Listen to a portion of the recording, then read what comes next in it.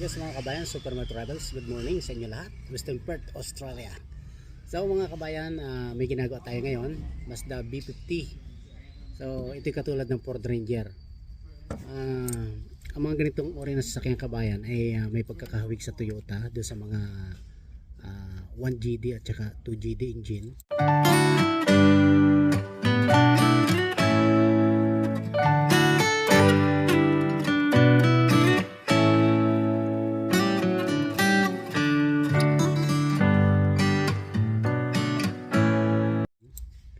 So kapag nabasted yung glue plug niya o heater plug, ay nagkakaroon ng check engine or nagkakaroon ng current codes. So hindi mabubura yun. O kinakailangan halimbawa yung mga ano ninyo, mga second hand na sasakyan ninyo, ay yung mga sasakyan ninyo ibibenta ninyo. Siyempre matatalino ngayon mga tao.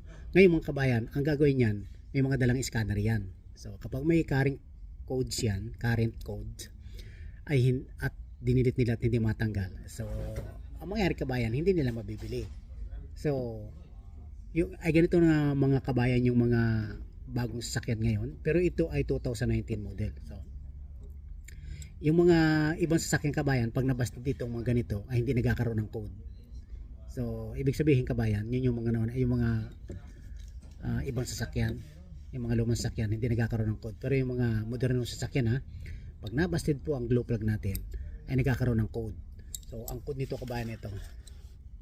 So ituturo ko sa inyo kung paano pag-check nito. So madali na pag-check nito, yung iba nilalagyan dito ng ng wire bago tinututok sa battery. Okay? Positive negative din lang. So pag nag-apoy okay siya. Pag hindi nag-apoy hindi na siya okay. So may isa pang paraan. So ang code nito kabayan ay P00 67100 6C cylinder. So number 1 glow plug open circuit. So at saka yung number 3 open circuit din yan. Ang nakalagay dyan ay continuous memory DTC. Ayan. Kahit ano kabayan ang gawin nyo dito kabayan pag didelete, hindi po siya madidelete. Hindi po siya madidelete kabayan kasi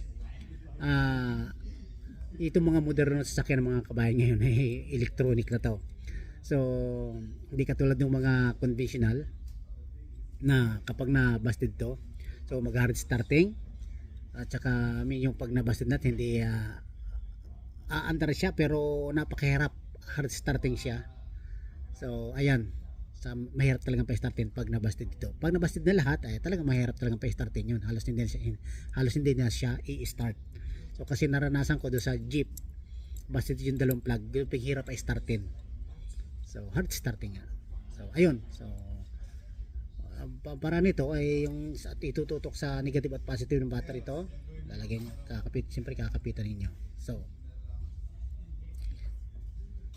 kayo nang bahala kung paano diskarte, kung paano niyo itututok sa positive at negative ng battery ito. Okay? Yan, para mapapoy ninyo to. Pag umapoy, okay siya, at pag hindi umapoy, sira na siya. So at saka ito kabayan ganito, para malaman niyo pa kung sira o hindi talaga. Ito kabayan, gagamit tayo ng multi-tester kabayan. Ayan.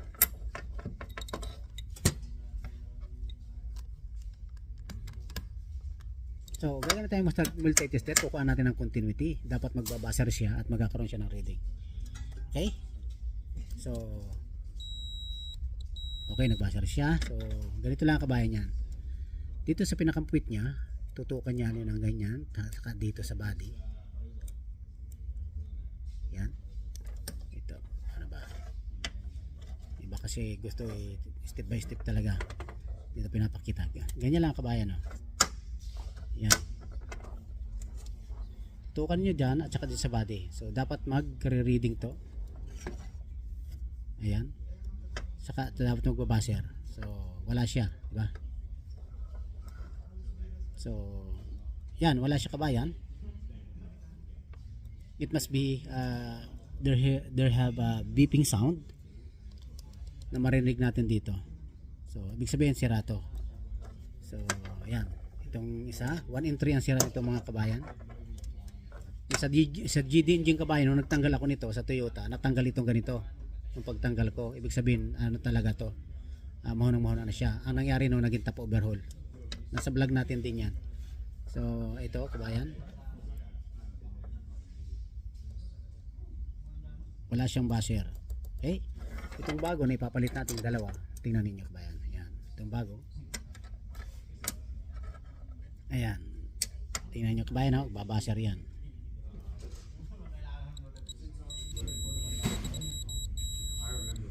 Ba, kabayan? Basher siya. Tingnan yung multi-tester. Ayan, may reading siya. Nagbabasher siya. Ibig sabihin, hindi siya putol. Ito yung isa.